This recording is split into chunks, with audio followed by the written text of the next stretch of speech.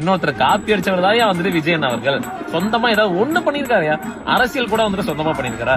அவன் ஆர்கே நகர் மணி ஆட்டுக்குட்டிக்கு தாடி வச்சு நம்ம பார்த்திருக்கோம் கிராமத்துல. பட் ஆனா முறையா எரும மாடுக்கு தாடி வச்சு நம்ம பார்த்திருக்கோமா? நீங்க பார்க்கணும்னு ஆசைப்பட்டீங்கன்னாக்கா மேல இருக்கிற இந்த நாதாரிய ஜூம் பண்ணீங்கன்னா அப்படிதான் இருப்பான். நான் ஏன் இவனை மரியாதை இல்லாம பேசுறேன் அப்படின்னு பாத்தீங்கன்னாக்கா, நீங்க என் சேனல்ல போங்க, நான் எல்லாரையுமே மரியாதை தான் பேசுவேன். அதுதான் எங்க தாவேகா தலைவர் சொல்லி கொடுத்துருக்க தளபதி விஜய் அண்ணா அவர்கள். அதை நாங்க கடைப்பிடிக்கிறோம். பட் அதை மீறி நாங்க ஏன் பேசுறேன் அப்படின்னு பாத்தீங்கன்னாக்கா, தளபதி விஜய் அண்ணா அவர்களை வாடா போடான்னு சொல்லி தகாத வார்த்தையில பேசியிருக்கான். அப்படின்றப்ப எங்க தலைவனை திட்டினா நாங்க திட்டு தான் செய்வோம். நீங்க அரசியல் ரீதியா பொய்யான குற்றச்சாட்டு வச்சிட்டு இருக்கீங்க, வைங்க. பட் ஆனா வயசுக்குன்னு ஒண்ணு மரியாதை இருக்கு, அதை கடைபிடிச்சா நல்லா இருக்கும். சரி, இப்ப இந்த நாதாரிக்கு என்ன பிரச்சனைன்னு பாத்தீங்கன்னாக்கா, தளபதி விஜயன் அவர்கள் எல்லாமே காப்பி அடிக்கிறாராம். அவர் போட்டுக்கிற பேண்ட் ஷர்ட் ஜெகன்மோகன் ஐயா அவர்களை பார்த்து காப்பி அடிச்சிருக்காராம். எது கவனிச்சிருக்கான் பாத்தீங்களா?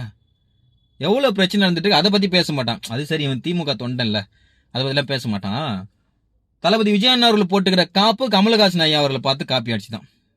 தளபதி விஜயன் அவர்கள் தெரிய படத்துல அந்த பபுள் காம் போடுறது சூப்பர் ஸ்டாரை பார்த்து காப்பி அடிச்சுதான்.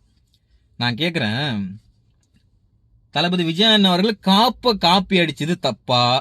72 வருஷமா மக்களுக்கு பொய்யான வாக்குறுதி கொடுத்து கோடி கோடியா கொள்ளடிச்சது தப்பா?